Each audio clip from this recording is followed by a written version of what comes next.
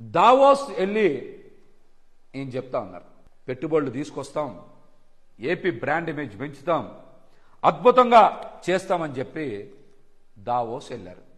Davos వెళ్ళిన దగ్గర నుంచి చంద్రబాబు గారిని చూసి పారిశ్రామికవేత్తలందరూ కూడా పారిపోయారు. ఒక్కరు కూడా ఎంఓయూ చేసుకోవాలా. బాబు గారిని చూసి పారిపోయారు. ఎందుకో తెలుసా మీకు? ఈయన సినిమా యాక్టర్లకు ఒత్తాసు పలికి దొంగ కేసులు పెట్టి పారిశ్రామికవేత్తల్ని వేధిస్తాన్నారు అని పారిశ్రామికవేత్తలు ఎవరు కూడా చంద్రబాబు గారి ముఖం చూడలా, పారిపోయారు అందరు కూడా. జిందాల్ గారు చూశారుగా, పక్క రాష్ట్రంలో ఎంఓయూలు చేసుకున్నారు.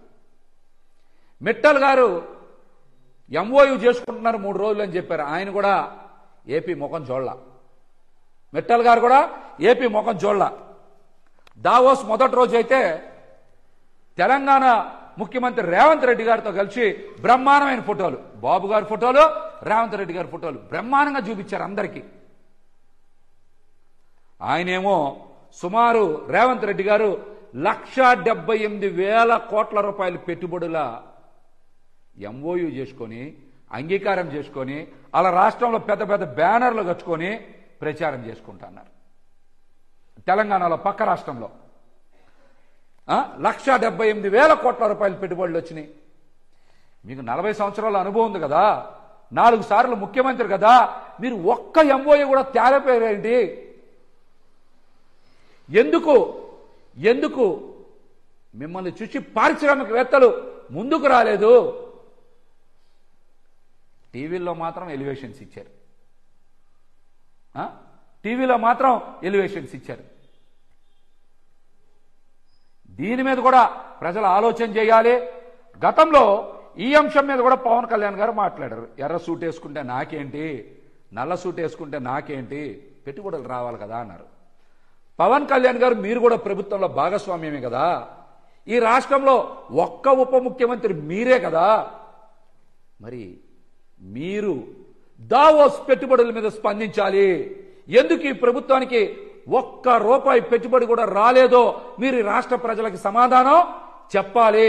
ఇది ప్రభుత్వ వైఫల్యం కాదా అని మిమ్మల్ని సూటిగా ప్రశ్నిస్తా ఉన్నాం. గతంలో జగన్మోహన్ రెడ్డి గారు ఉన్నప్పుడు అనేక కంపెనీలు వచ్చినాయి. మీరే కదా మొన్న వెళ్ళారు, గ్రీన్ కోక్ కూడా వెళ్ళి అద్భుతంగా ఉందని చెప్పారు. అది జగన్మోహన్ రెడ్డి గారి ఘనత కాదా? చెప్పండి, అది జగన్మోహన్ రెడ్డి గారి ఘనత కాదా? మరి పక్క రాష్ట్రానికి పెట్టుబడులు వచ్చినాయి, మీరేమో ఖాళీ చేతులతో ఇక్కడికి వచ్చి ప్రజల్ని మాయ చేస్తా ఉన్నారు. చంద్రబాబు గారి నాలుక మడత పడుతుంది. దావోస్కి వెళ్ళినంత వరకు పెట్టుబడులు వచ్చేస్తాయి, మన రాష్ట్రం బ్రాండ్ ఇమేజ్ పెంచేస్తా అని మాట్లాడారు.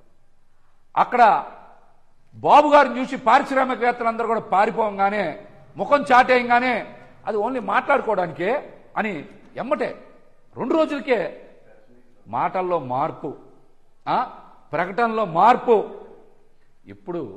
ఇప్పుడు ప్రభుత్వానికి అనుకూలంగా ఉన్న మీడియాలు కూడా దీని మీద స్పందించాలి, వీటి మీద ప్రజలకు వివరణ ఇవ్వాలి.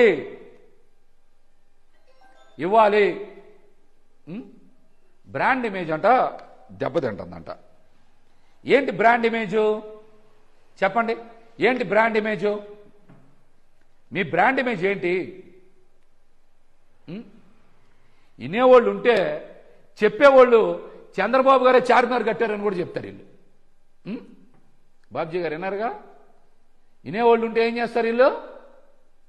చంద్రబాబు గారే చార్మినార్ కట్టారని కూడా చెప్తారు. బ్రాండ్ ఇమేజ్ అంట. ఏంటి బ్రాండ్ ఇమేజ్? హైదరాబాద్లో ఓఆర్ఆర్ కట్టింది రాజశేఖర రెడ్డి గారు కదా, శంషాబాద్ ఎయిర్పోర్ట్ కట్టింది రాజశేఖర రెడ్డి గారు కదా, అనేక సాఫ్ట్వేర్ కంపెనీలతో టైఅప్ చేసుకుంది రాజశేఖర రెడ్డి గారు కదా. ఇవన్నీ కూడా దాచిపెట్టి మాట్లాడతారు. 2014 నుంచి 19 వరకు కూటమే కదా ఆ రోజు కూడా అధికారంలో ఉంది, కూటమే కదా ఆ రోజు కూడా పాలన చేసింది. 14 నుంచి 19 వరకు కూడా. మరి విభజించబడినటువంటి రాష్ట్రంలో ఆంధ్రప్రదేశ్ బ్రాండ్ ఇమేజ్ని మీరు ఎంతవరకు పెంచారు? అమరావతి నిర్మాణం అన్నారు. కనీసం ఒక్కటంటే ఒక్క శాశ్వత నిర్మాణం అన్నది చేసి మీరు ఎక్కడైనా బ్రాండ్ ఇమేజ్ పెంచారా?